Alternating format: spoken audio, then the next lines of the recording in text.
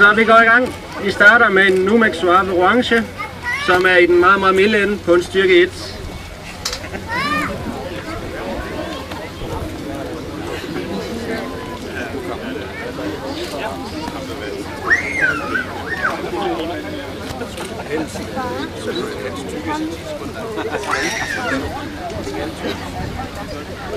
Skal vi give dem lidt opbakning og tælle ned fra 3?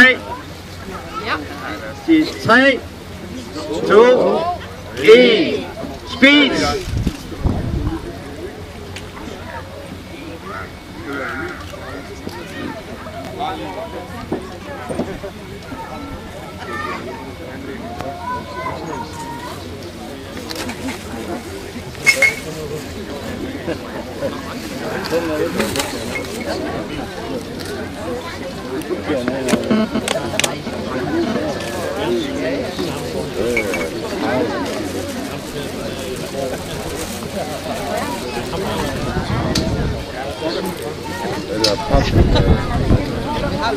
I rækker bare hånden op, når I er klar.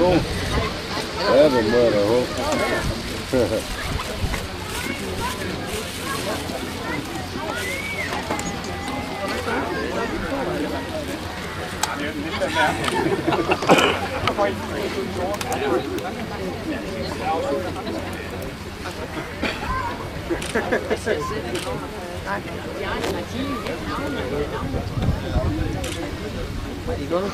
Vi fortsætter.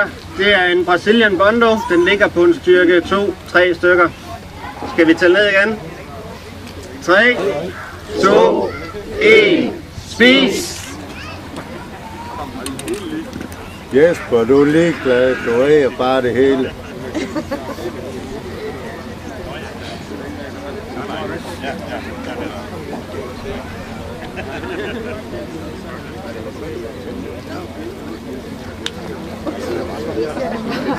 Ja, det er med at se med. Det er rigtig fantastisk.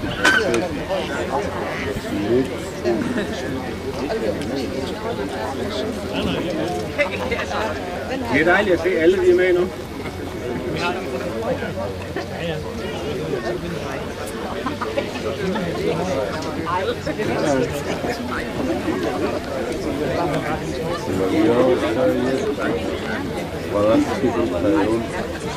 Vi vil gerne se en hånd, når I er klar. Jesper, op med hånden.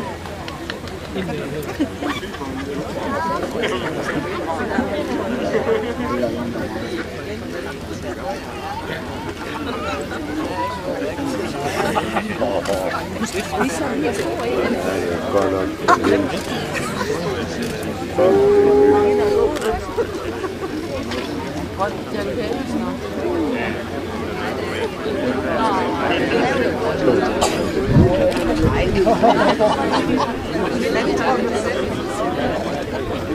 Den næste frugt i konkurrencen er en klassiker, den klassiske grønne jalapeno.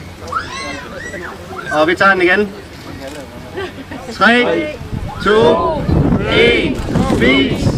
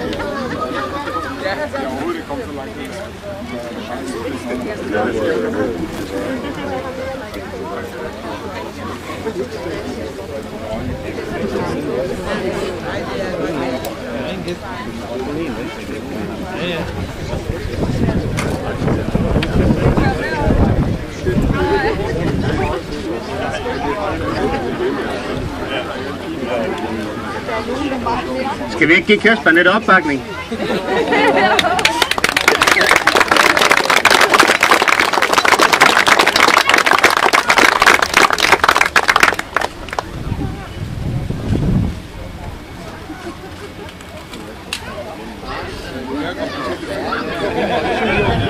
Det skal du ikke se, så må det jo Jesper. Op med humøret. Reagerer det mester.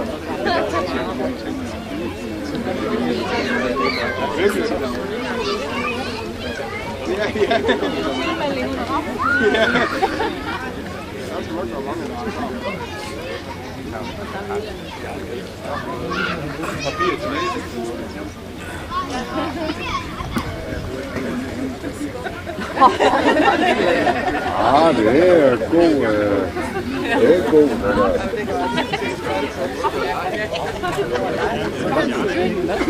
Sorry. Jeg var ikke på det hus. Lidt udsyn. Det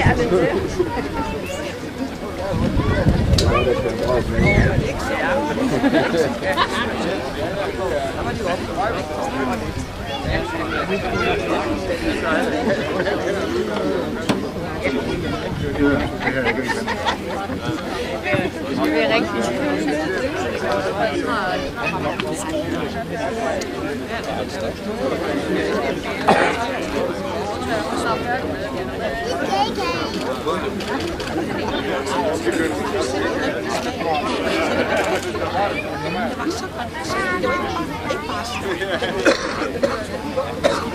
Det var godt, at vi fik Kasper med igennem.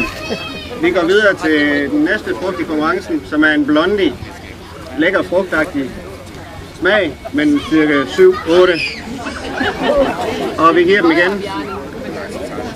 3, 2, 1, spis!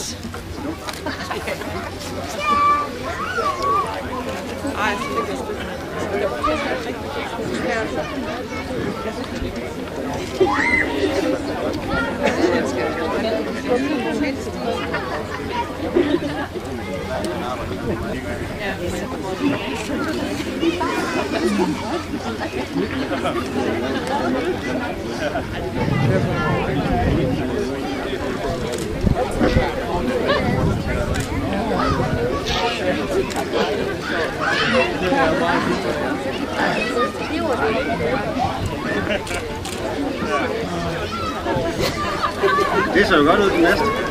Det er klar til den.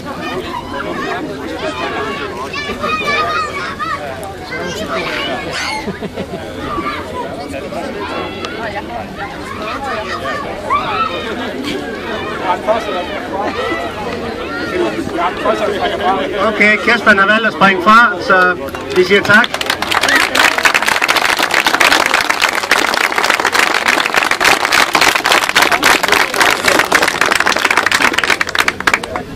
De andre tapper svende, de fortsætter konkurrencen med en Habanero Alberto. Den er en lille smule mildere end den almindelige, men ikke meget. Skal vi give dem 3, 2, 1, spis!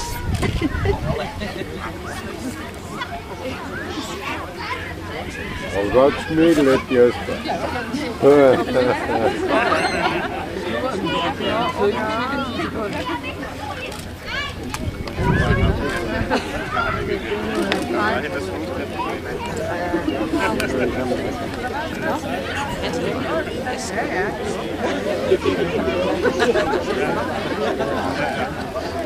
Det så jo ganske nemt ud.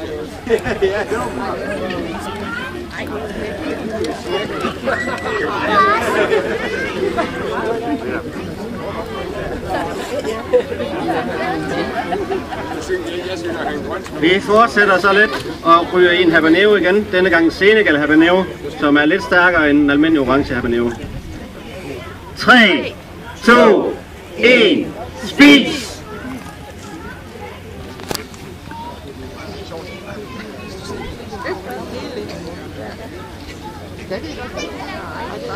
Vi skal bare spise det. Nej, det er jo fordi, han er syg over.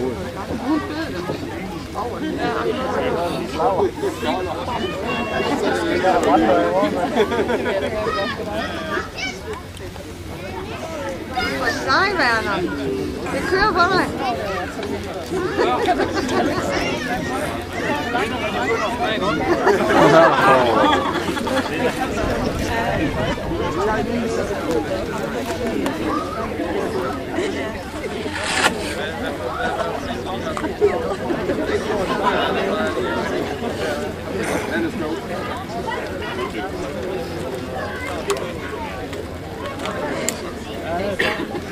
burde være på os.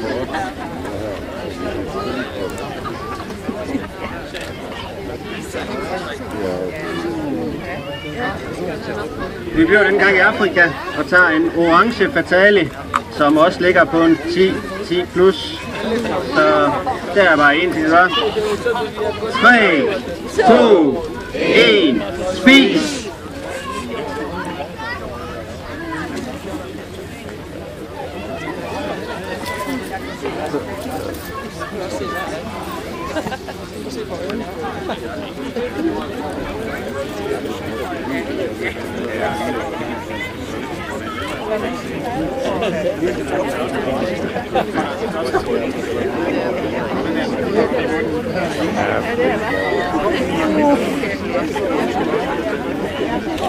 Ja,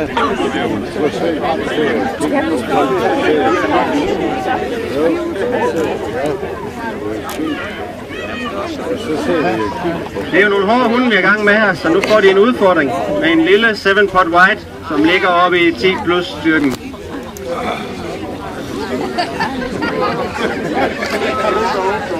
Og de får den igen.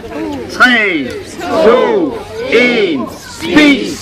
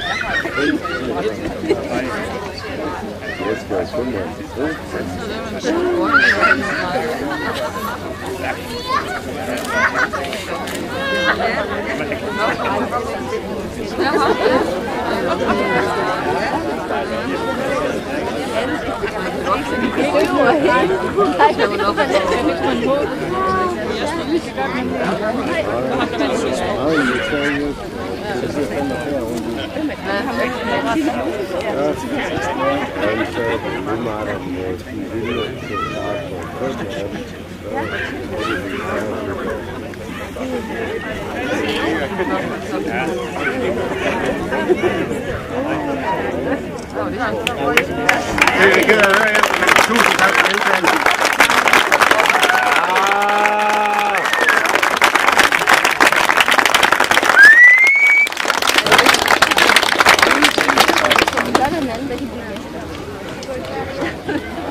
Jesper, giver du tronen mere?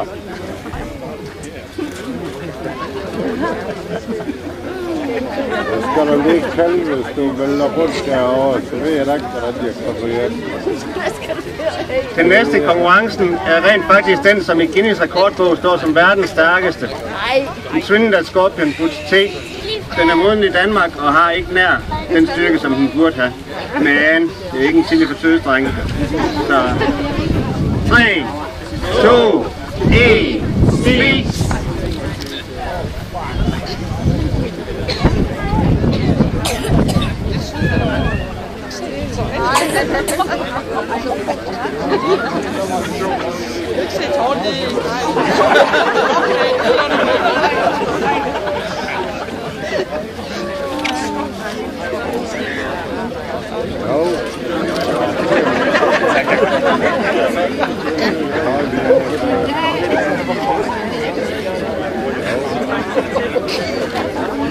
Lidt af.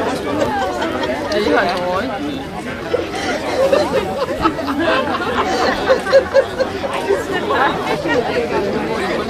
Det kan godt være, at de lider lidt, men lad være med at blive snydt, fordi det er altså ikke børnechili, de spiser.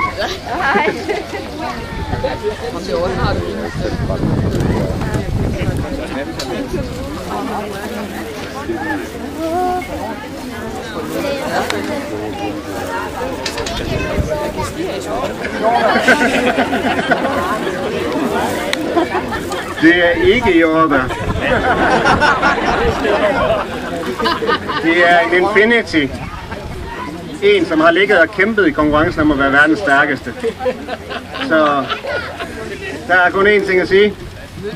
3, 2, 1, spis!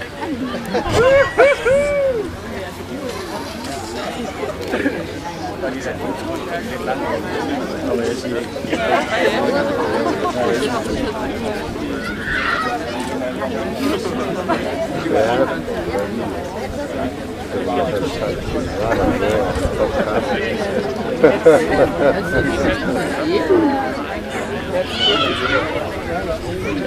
Han er også lige gang, ja.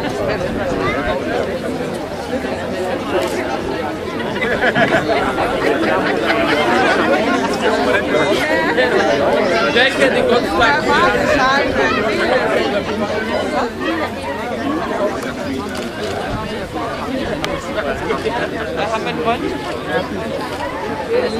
Det kan være, at vi skal spørge dem, hvordan de har det lige nu. Dejligt. Ja, det er fint. De er mere sulten. Af helvede til. Jeg synes, det skal være godt.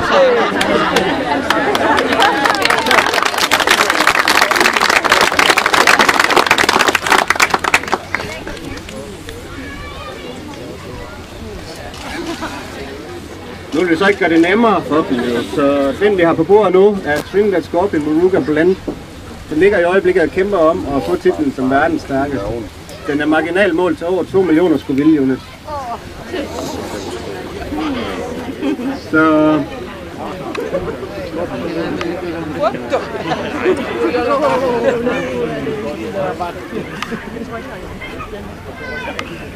Bernd, er du med os endnu?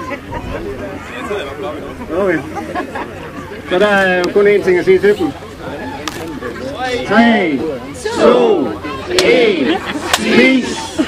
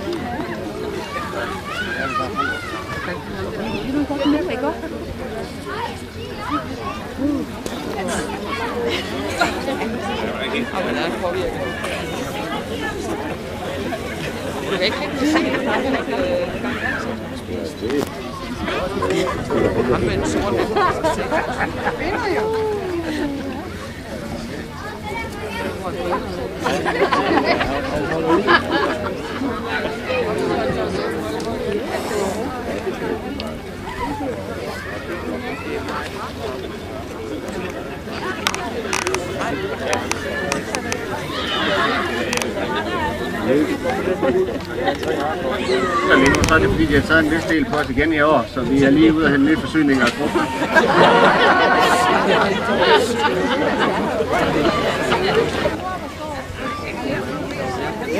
Og Bernd han er ude desværre. Skal han have en hånd?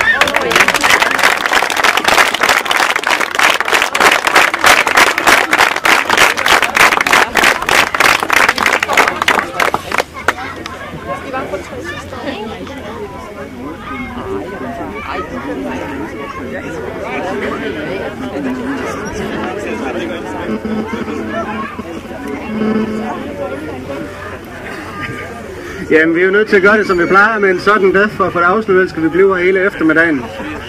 Så vi lægger 3 frugter til dem. Det er en Biologia Improved Strain 2, oppe i verdens stærkeste klasse. Der er en fejlfarvet Biologia Strain 1, som er blevet gul, men også stærk.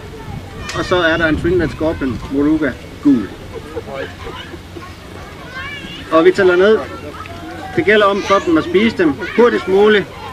Den, der først har tykket dem, sunket dem og med klar, har vundet. Så vi siger for sidste gang i dag. 3, 2, 1, spis!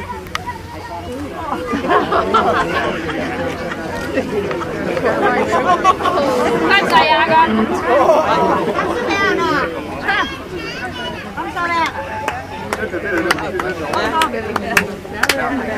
Og vi har vores venner.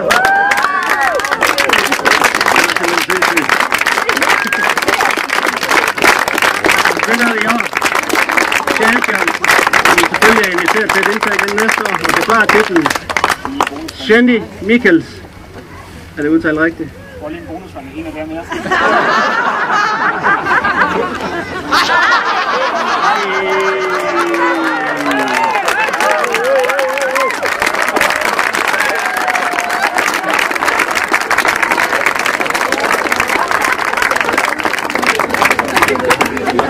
her, nu skal jeg nok selv tage den. Tak. Ja, simpelthen. Elisabeth, vores præmiepige, kommer med en flot præmie til Shandy.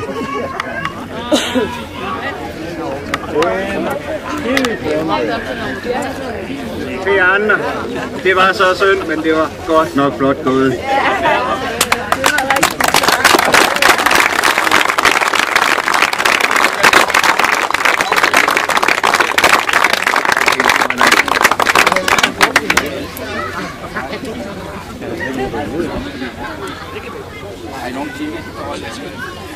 Så er det ligesom i den internationale presse, der skal selvfølgelig tages billeder.